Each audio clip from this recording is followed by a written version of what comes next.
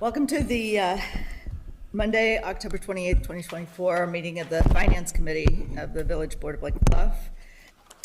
Clerk, please call the roll. Member Fisher? Here. Member Rappin is absent, and Chair Ryder? Here. You have a quorum. First order of business is to review the March 11, 2024 minutes for approval. Are there any questions regarding what happened 6 months ago? It's been a while.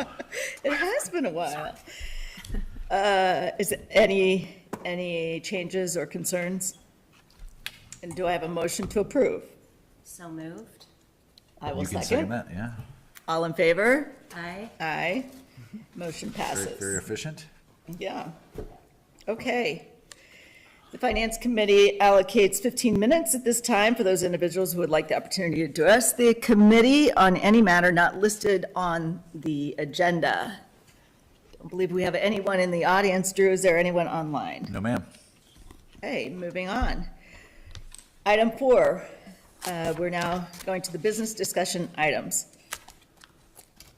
Item 4A, discussion regarding the 2024 property tax levy estimate. We have a great deal of information in our packets, and I believe Bettina O'Connell is here to walk us through it. Sure. Good evening. So included in your packet was a memorandum that discussed the 2024 property tax levy estimate. Standard calculations provided the levy calculation in 3 ways. One using CPI, which was 3.4%. One that did not use CPI, but still used the increased EAV, and one that presents as a freeze, which is basically using the same number as the prior year. Included in the memorandum, if I could just skip directly to the section that shows the estimated impact on the homeowner. The numbers used for the EAV in that chart represented last year's 613 million, this year's 679, and the median home market value was the current home market value across the board in that chart, so then it reflected a negative impact. So distributed to each of you is an updated version of that chart that uses the median market value for 2023 as it was in 23 to reflect more of the direct change and not assuming the same number. So it's just a different way to look at it, and it shows that there would be a $25.73 increase using CPI, which is the 3.4%. Could I back up Yeah. to the page before that? We Sure. had some discussion about it, but it might be helpful to have a broader discussion about it. Page 7, and if you were about to do this, I don't need to. No. Oh, okay. Go ahead. I was going to go back, but go ahead. Oh, okay. So page 7 has these 3 colored lines, and the first line, I'm going to use layperson's language, and you can correct me, please, if I get it wrong. But the first line, the line that's in green, shows what would be the tax extension if we took both the equalized assessed value increase, which is shown as 679, and the CPI increase of 3.4%, that being the amount that PTEL would allow us to take if we were bound by PTEL. As we know, we're bound by resolution to PTEL, although not statutorily bound to PTEL as I understand it.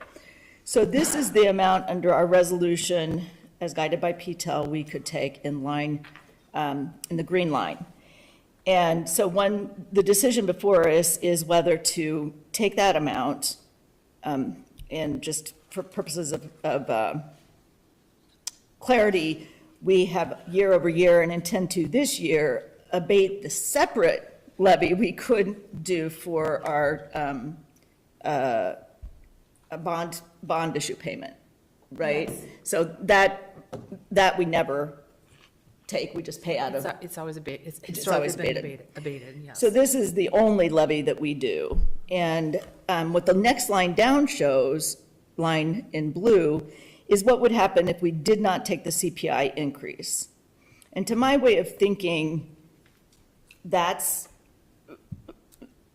are the two kind of real options, though we can obviously talk about the orange line as well, which would mean we would freeze not only the CPI, that is not take the CPI, but we also would just maintain the same EAV we had, and we would do an extension based on that number.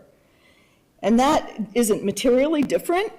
I mean, you see the tax extension number of 5.043 or 5.055.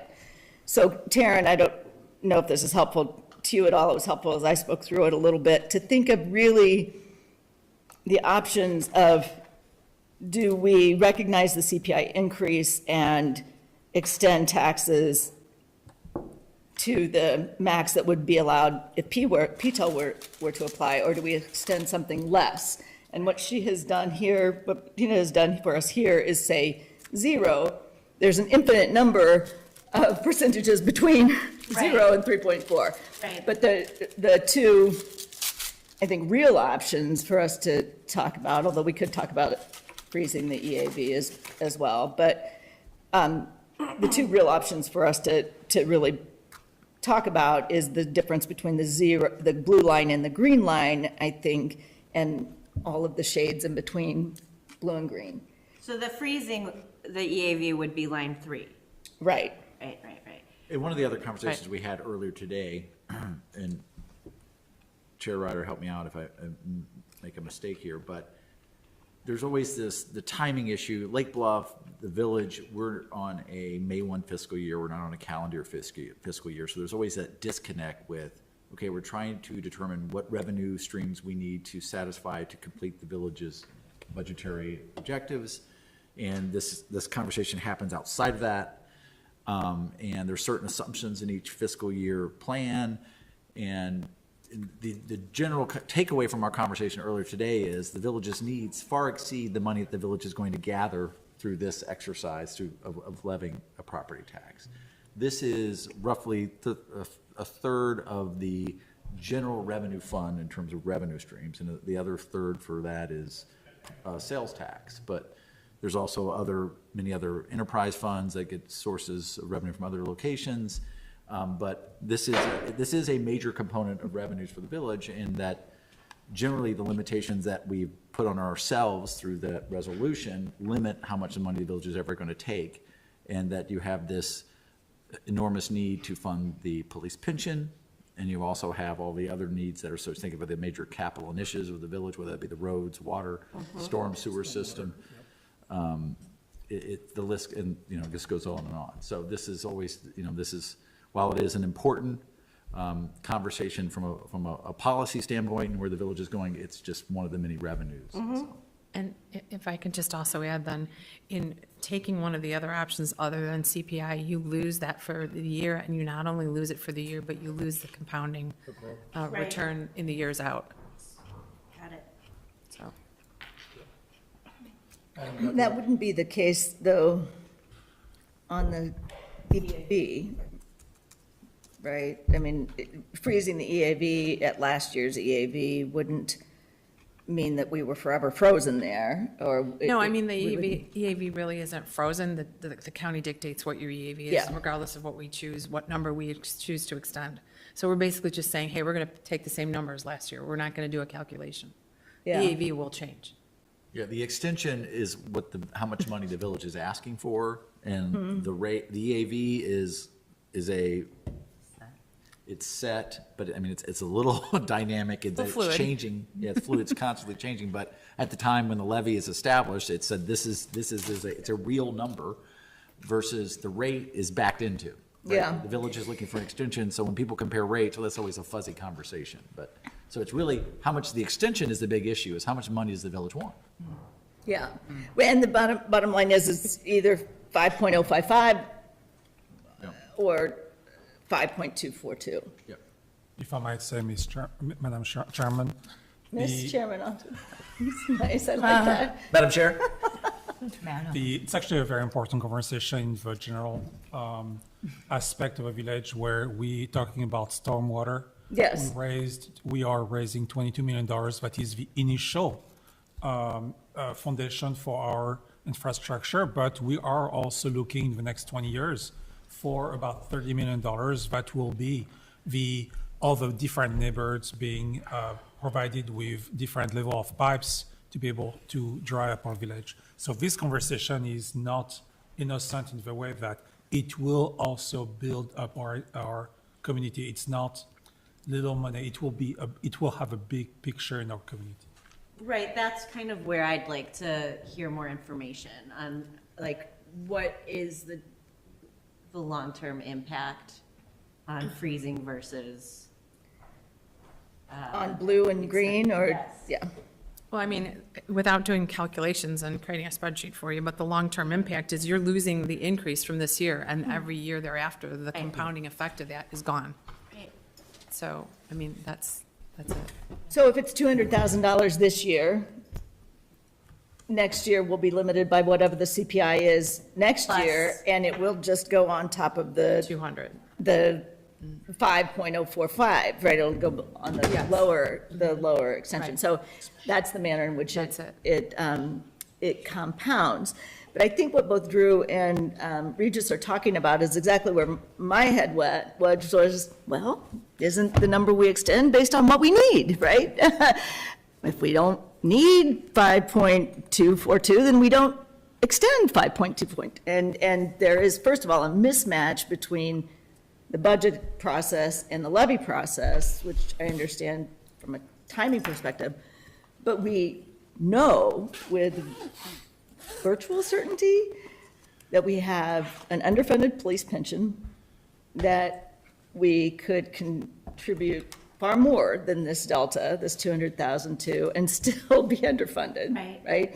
And we know indeed with certainty that we have a lot of money we're going to need to raise in the upcoming years for the big dig, stormwater. We're And funded at 56%, if I remember correctly, for police pension. that's, We would like to that's be right. higher as well. It could be worse. Last year was worse. But it's still very far underfunded. And so my initial question in looking at this was, Drew, doesn't the answer depend on what we need? And the answer is we actually need a lot We more. need more than what. Than what we can. Right, than what we can. And it's our duty, I think, to do as much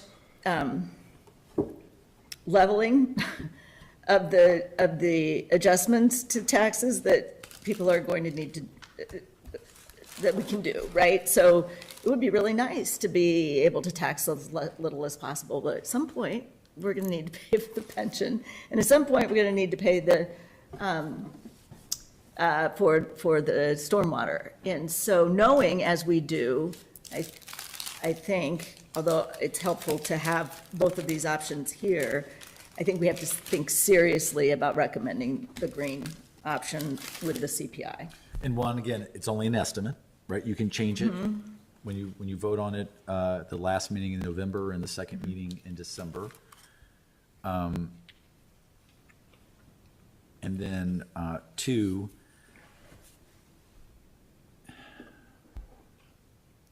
your question of, or the point of how much did we expect to raise, the 2-year fiscal plan assumed that the village would capture the CPI.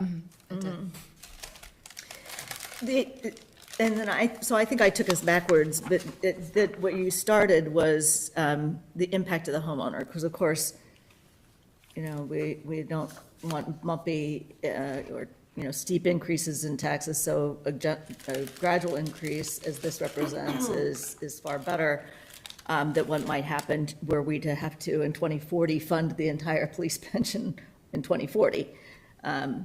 So what we are next looking at, I think, is what either the blue line or the green line represents to the homeowner, right? Right. Which is where you started. Which is So- where I started, sorry. So I had to get myself there. So, and paradoxically, it makes a little bit more sense to me, but now that you've redone the numbers, but essentially, if we are to take this CPI, the average homeowner would, in their municipal-only tax bill, doesn't include the park district, doesn't include the 115. 115, doesn't include 65, doesn't include even the library at this point. The tax bill for Lake Bluff Village, It does include the library. this does include the yeah. library. Oh, okay, this number does. Yes. Okay, I'm okay. sorry, when we say this number, are we talking about the packet or the, So the full extension, 5.242953, includes the library request. Okay. oh, yeah, okay. And to your So point, I Susan, to your mistaken. point, with our taxes, what we're asking for is 9% of the total tax submitted to the residents, correct? Is it 9% of the tax bill? Just under 10, Yeah, give or take, yes. Which includes the library, correct. Yes, okay. it's one. which makes sense. But to the average homeowner, that represents only a $25 increase in their tax bill, according to the information that you Well, based on provided. the average value of the 722,000, yeah. Okay, So if your home's worth 1.4, you're looking at about $50. 50, you said, 50. Yeah, If you're- for- If you have 1 point, yeah, Yeah, okay. for the village portion. Say that. Right.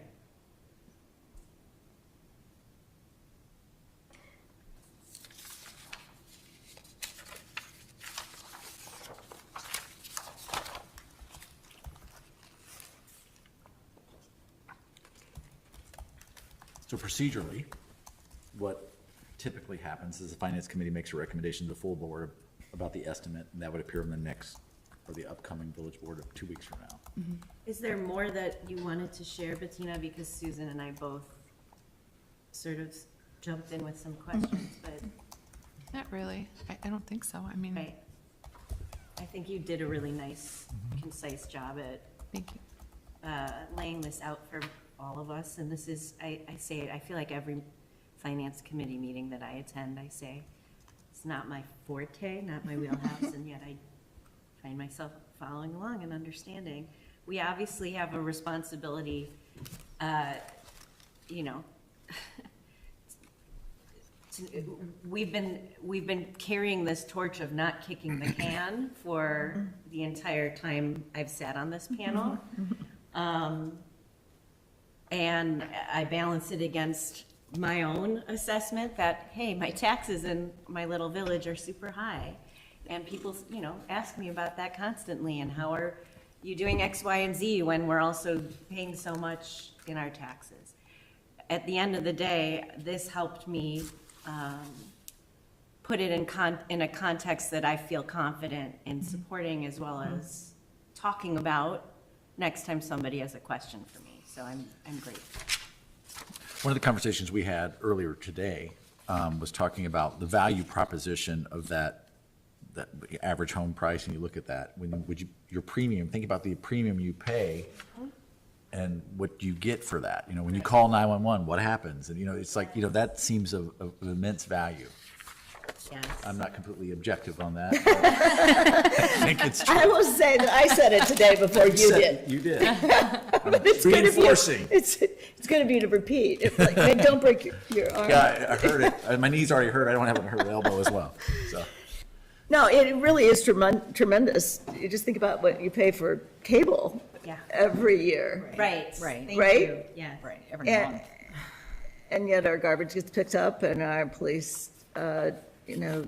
Come when you call them and They patrol, call. and, yeah. Yeah, Actually- so, Actually, if you look at page 8 for the estimated impact on homeowner, and you consider that number, that is the village portion of tax bill, that is at that bottom line, and you compare it to your home insurance. Oh, yeah. And this is a good comparison. This is, in my case, this is a tenth of my home insurance. Okay? It's an incredible value. I might need to get you an insurance program. That seems like a lot. I'm sorry. Thank you. Well, and I do feel what you're saying, but to Drew's point, we represent 10% of the tax bill. We, the village, represent 10% of the tax bill. And there's a lot more to it, but the village part, the part that we can influence, is this part that we're looking at right now. I also think this discussion is relevant to what I understand, we know from the budget from the library, they're proposing to take a 5% increase, which will, they're not bound by the resolution that we're bound by for attempting to stay within PTEL. We have not been asked for that, but if that is the case, we've got these numbers based on what we expect, that's in their budget, the It's based- 5% budget. Yeah, they also, their budget that they presented when we did the biennial was 5% for the second year, so that's where that additional, request is coming from. Which we don't have yet, but. No, which- it's just yeah. not a formal request, no. Just something to be thinking about as we consider this extension that we're going to be putting out there. Okay. I guess where I come down is sort of where I think Drew started, that, what you bring in ought to be based on what you need, right? If it were purely based on what we need, it would be more than this. Well- Best we can, if we were going to quickly pay down the police pension, quickly fund everything we know we're going to need to fund in stormwater. We're not proposing to do that. That would be going over PTEL. What we're proposing to do is keep this level as possible, the tax increase as level as possible. And that's always try to find that sweet spot and the right rhythm to address issues that have been 125 years in the making, like the stormwater issue, or, these other things that you don't want to try to cure them overnight and burden a single taxpayer generation, if you will, right? You just need to find that acceptable rhythm that makes the most sense with the resources that you have available, Right. so. I think we'll have actually that conversation afterward with the gift-giving conversation that is, we can afford just so many things. We would like to afford more, but we have to be reasonable with what we have today. And even though we can afford it, it might take a lot longer to get there. Right. Okay, did anyone have any other comment or question, or Bettina, anything we missed? I don't think so. Tell us again when the budget process will be discussed. First quarter next year. January. And it's going to be, so it should be a lighter conversation because it's year 2 of a 2-year plan. Right. But there'll be some updates based off some other projects that have gotten shuffled around and so forth, as there always are. But it starts in earnest in first quarter. Okay, no further discussion on that one, and no action, or We'll be looking for a recommendation to the full board. do I have a motion to recommend to the full board that we plan to Estimate, estimate the extension as defined in the memorandum as on line 1 on page 7 of Bettina's memo, the extension being 5.24952 as estimated. I make that motion with all the words you said. All the words I said, and I will second all the words I said. All in favor? Aye. Aye. thank you very much. Okay. Okay, the next item of business is discussion regarding the proposed amendments to the intergovernmental service agreement between the City of Lake Forest and the Village of Lake Bluff. Item 4B, is that also you, Bettina, or no? Is it Drew? It can be both. It can be both. I mean, Yeah, if you remember from the last meeting, we had the Croya manager, Todd Nahagan, came in, gave a presentation about all the programs and services that Croya has offered, and talked about how, had that one, I think, probably most telling slide that talked about what the village has paid for these services and what it used to pay as a percentage or share, and how that had been flatlined at one point, and how the city was asking the village to reconsider that flatlining and go back to the formula as previously approved, as well as make some adjustments to the senior resource committee's funding formula to reflect actually some gifts from the foundation. And so it was recommended coming out of that meeting to go to the finance committee to have some final discussions about this. And what we wanted to share, what we thought was important, is that when Bettina and I put together the 2-year fiscal plan to present to you all that was adopted, we had begun conversations with Lake Forest, and we knew that they would be coming forward. And so we had added some money into the budget to account for increased co-pays to Lake Forest for the Croya programs as well as the senior center. And while we didn't get the math exactly right, the numbers are actually, it's over just the way they shifted around. So I would say the money is there, and it's I think it's as simple as if there's any other questions, we're happy to try to answer them to the best of our ability. We think we've had this conversation, both Bettina's had extended conversations with the Lake Forest Finance Director. I've had conversations with the city manager, Jason Wisha, and so I think there's, from a staff perspective, I mean, we're comfortable with what's being presented in terms of it makes sense. It's just a matter of, is the village ready to make these changes? And I have a question for you. Yes. In the packet, at page 14 out of 41, I am looking at the funding for fiscal year 2025 for Croya and Senior Center. And are we talking about a decrease of Croya funding in this coming year? no, they're asking to increase it, in that what the budget is showing, that we've got more money in our budget than Lake Forest is asking for under the new scenario. Got it. But I mean, from what I see, is the current budget is 160, and they're going for a proposed budget for Croya for 120. Yes, and historically, it's been just 70. I think it's useful to go to that page Yeah. of the Croya budget. I think I was maybe chairing that meeting, if I remember correctly, when Croya presented. Yeah. And it's pretty remarkable, page 33 of the Finance Committee packet. In 2010, we were actually paying $138,000. In 2011, 102. An economic downturn and some insistence by our former president apparently resulted in this, yes, we'd love Croya, but we're going to pay $62,000 and no more. And for whatever reason, that has been the prevailing amount since the last 12 years. And therefore, unlike the comment I made about not wanting bumpy tax increases, we are seeing a big change here, but we budgeted ahead for it, right? Yes. And in fact, it strikes me that they're not even asking for as much as they got back in 2010 from us. Right? 120 is what they're seeking. And in 2010, this chart shows that we paid 138. Is that? Well, I think the 120 number too is based on a partial year, because, right, Drew?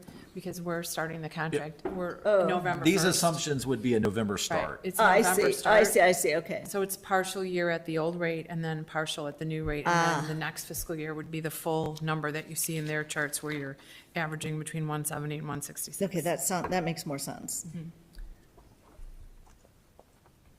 Yeah, that makes more sense. Can you just, I'm sorry, I might have been focused on reading something and now what is Lake Forest contributing? Is it a different? This, Yeah, it's, the budget, if you want, the left up there, it's, go to that page for There's another 33 of PDF. 41 on the PDF. Yeah. Or that one, yeah, it looks like that. so that your left Croya budget, that's their complete budget, less by the village, where it says paid by. So Got it. We have to scroll down to the the bottom. lion's share is You're the looking answer. at 2011. Right, that's just what I wanted to clarify Yes. out loud. Yes. Hey, can you scroll that page to the bottom? I have a question when you guys have a chance. Can you, okay. There you go.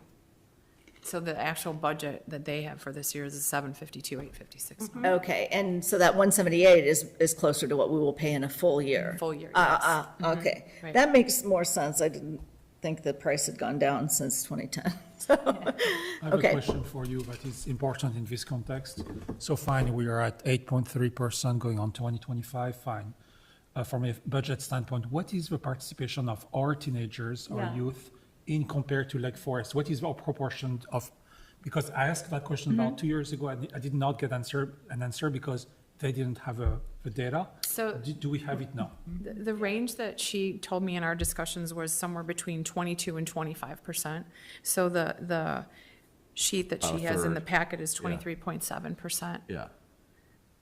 For the enrollment cost. And that percentage is to remain the same for the length of the IGA. So we kind of went for a flat approach rather than a, 1 year 20%, 1 year 25, so it's leveled out. Because it's been that way for more than 5 years. Thank you. And just so you know, Croya over the years has not, like, the way they operate, they don't have kids come in and swipe their cards to Right. determine, right? There is some element of anonymity in the services they provided. So that's a difficulty in attaining better data. But they've been trying to work on ways to capture at least how much they believe they're impacting Lake Bluff students. Thank you, and fair. Yes, thank you. we had a discussion about how they are really trying to improve the accessibility for middle school students at Lake Bluff and trying to encourage more participation at their presentation the other day. So I was satisfied that 23%, after listening to their presentation, that 23% was a fair assessment of the amount of participation of Lake Bluff students.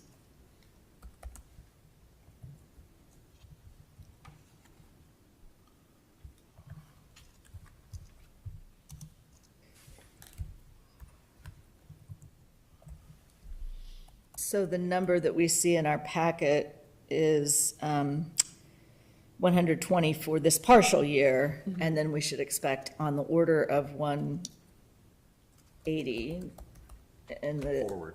Going forward years. And so, do we need a motion on this, or do we have Yes, please. additional questions? Any additional questions? And the motion would be a recommendation to amend the LFLB IGA. I move to make that recommendation to the board that we amend the intergovernment agreement. I second that motion. All in favor? Aye. Aye.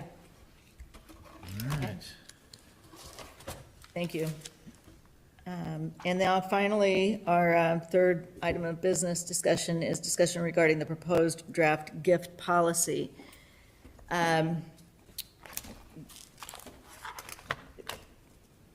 to it. This draft, as I understand it, was something that staff put together.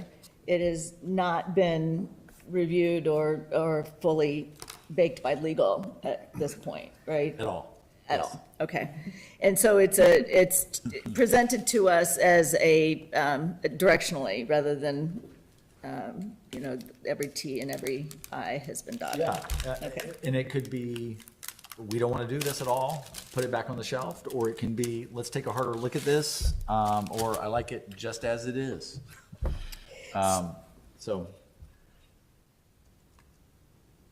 So I'm just going to go to the memorandum. We have a little bit of time, because this was something that until this packet, I wasn't aware that we needed. And so I think it's useful, maybe since most of the board members are here, for us to think about it a little bit out loud. We've benefited from the generosity of philanthropists, residents, and local groups have donated land, service, art, and money for a variety of programs and improvements, holiday wreaths, bridges, culverts, street furniture, landscaping. And the bridge is just the most notable culverts is the recent one. that was the most interesting one. Yeah. Two Yeah. large culverts underneath a road that a resident wanted to replace before he left Earth, and wanted to make sure that was done, and wondered if the village would find a way to make that happen, and we said, we'll give you a permit to do it. And it was in excess of $200,000. And it was something that we would have done in the next 5 to 6 years anyway, we would need to do it, but they wanted to take care of it and felt compelled to do it now. said, we can find a way to make that happen. So, Perhaps not as noticeable as the bridge, not, no. Yes, but perhaps not yes. as We're important. not doing a ribbon cutting for the culverts. Right. Veterans Day wreath, for example. Yeah, yeah. I mean, For example, our twigs. flower store local. will contribute the wreaths for the Veterans Day every time. It's incredibly generous. I see. And in some cases, the donor wishes to remain anonymous, and we don't have a policy in place to point to say whether and for That's how long acceptable that or might be not. done. Yeah. So one thing that I thought was useful about this, this particular policy, and one reason I think we would want to pursue it, is exactly that. I was struck by just how lengthy this was. I was wondering if we might be able to be a little bit more concise. But that's my 2 cents. It's really about what it's worth, is 2 cents. Worth.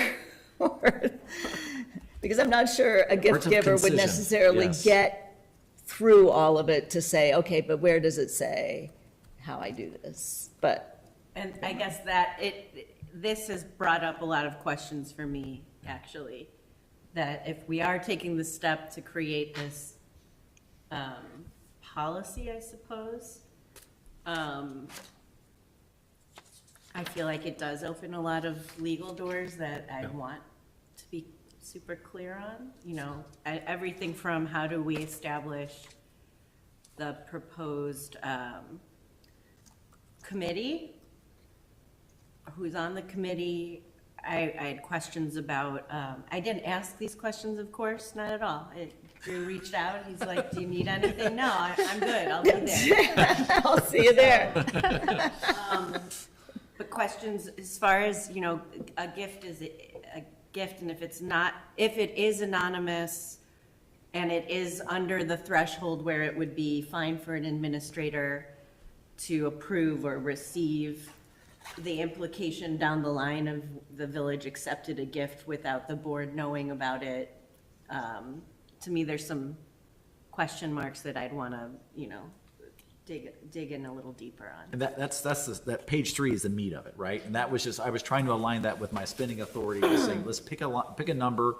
That's a number that there's, Right. at least there's, you know, if it's in the budget, I'm authorized to spend at that level. That's how I pick those ranges.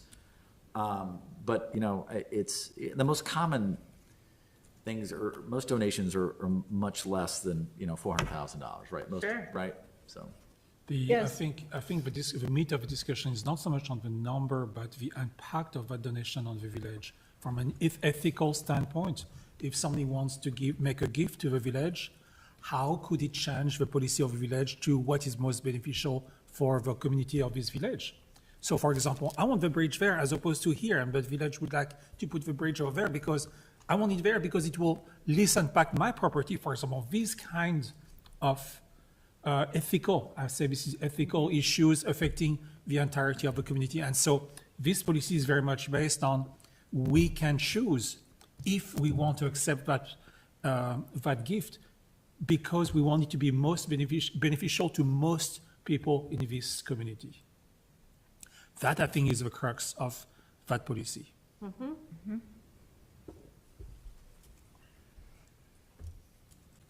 What's our timeline on fine tuning this? there isn't one. I mean, you know, I think the gift of the bridge kind of highlighted, there was some, I think some general concern, I don't think anything at a high level, but I heard from at least one resident about, you know, the anonymous nature of the gift, and like that made that person uncomfortable. And I thought, well, it'd been nice to have a policy to say, well, this is our policy on this matter. And I didn't have one, but I know, say, with the board approved an agreement, you know, with the National Philanthropic Trust, and here's the terms of the agreement. And so there was something I could point to, but at the same time is, I do receive calls about people with interest to give gifts, and it'd be nice to say, well, here's our policy, you know. Yes. And I would tell you, from a administrative standpoint, having that agreement with the National Philanthropic Trust was fantastic to work with, right? It was just send a letter, here's the money. It was bang bang, really easy.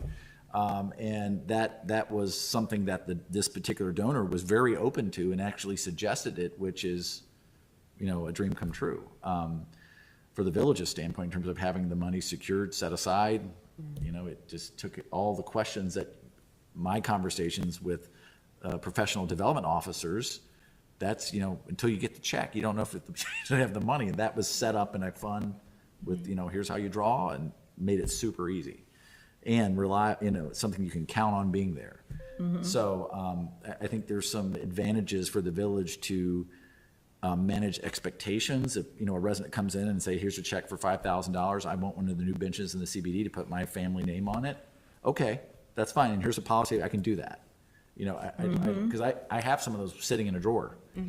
I see. And so the idea of saying, this is what we're going to do, and I did have a conversation from an aesthetic standpoint with the chair of the Architectural Board Review, who's been around long enough, and he stated there's no way you're going to get away from that, right? That's everywhere in the town in terms of having plaques on things, and the village has been doing it as a practice for a long time.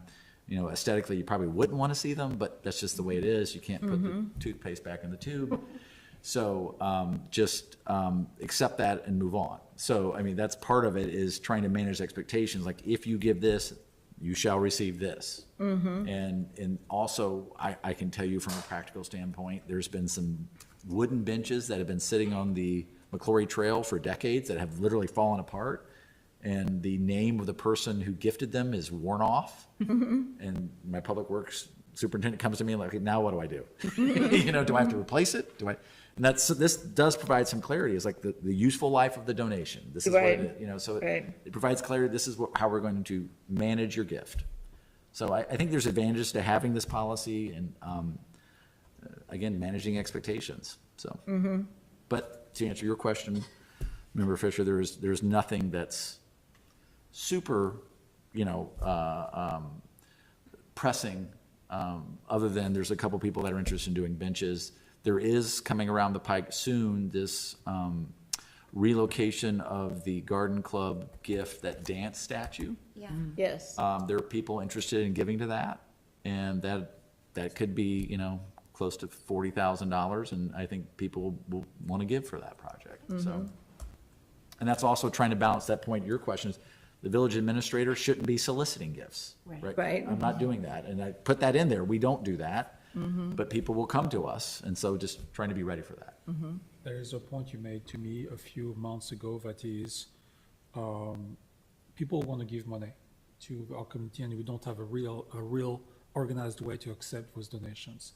And that is as opposed to Lake Forest. You had that example where Lake Forest has Well, they actually had a shopping list. They did, like, we would like these things. They have a tradition of receiving money, literally, for projects, beautify the community and so on. We're not Lake Forest, we don't. But it's happening more and more. But it's happening, and we need to be prepared to accept it. No, I want to make sure that we have our own list to do. We are going to achieve our list regardless of what happens. These donations are going to make these work faster. This is where I stand. So what you're asking is that we recommend a policy, not necessarily Well, I as think written, this is or a- we direct you to refine a policy, or? I like that one. Okay. And to the point of, like, can we find it be more concise? Sure, we can find a way to be more concise Yeah. and make this more bare bones. We can do that. We can also, I can have a Maybe more conversation. headers, I don't know. Yeah, make it more readable somehow. Too copy-driven. Pictures, more pictures. Pictures would be good. Pictures, thank you. Icons. Yeah. Yeah. But I mean, this has its foundation. This was taken, I took the general headlines and this from Harvard's policy. They've had a lot of gifts over the years. I figured they had a well-tested gift policy. No wonder it's wordy. Yes. That's right. $56 billion.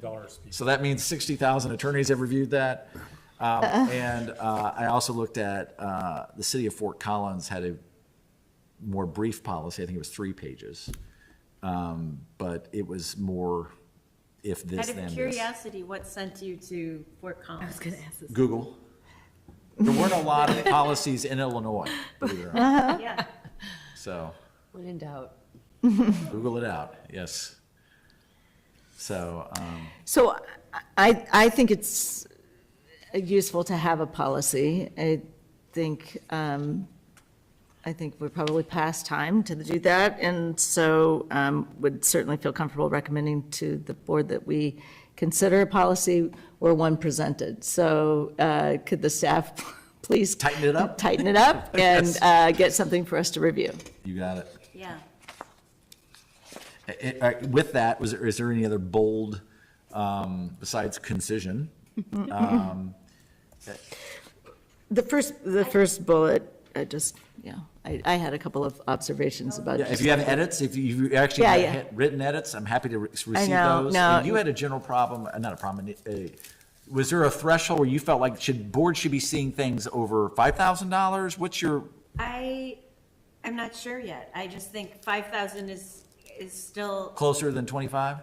I still think it's a large gift, so even if it doesn't have well, I suppose 5,000 could be a bench, right? Like, It is a yeah, bench, sadly, these That's the days. bench, right. $1,000 is a tree. Yeah, It tells you the price of things. which could live 6 months or 60 years. You don't know, right? Drew, if the donor isn't anonymous, we could certainly create an annual part of the budget or a report or some, document that's somewhere that would list out the donors and what they provided, that everyone could review and see if it met the threshold or not, just public record.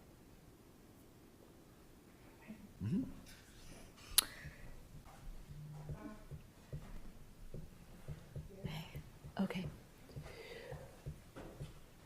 Yeah. Okay. Okay, Yeah, we'll tighten it up. okay, that sounds good. All right. And does anyone have anything else they'd like to raise as part of the Finance Committee meeting before we adjourn? No. Okay. Do I have a motion to adjourn Finance Committee? So moved. And I second. All in favor? Aye. Great. You are adjourned. All right. Thank you. Thank you.